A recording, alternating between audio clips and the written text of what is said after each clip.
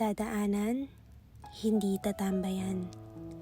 Dear, be broken, but don't stay broken. It's okay to allow yourself to grieve if needed. Allow yourself to be sad when you're sad, but don't stay there. May mga dadaanan tayo para may mapuntahan at palaging mas magandang destination kesa sa stopover.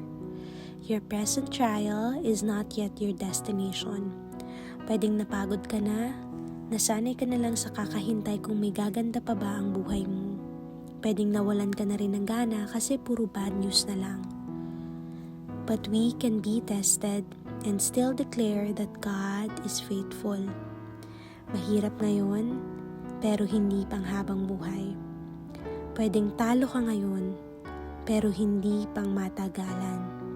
Pwedeng naiwan ka ngayon, pero sa susunod, ikaw naman ang pipiliin. May igaganda pa, may igagaan pa. This is but a season.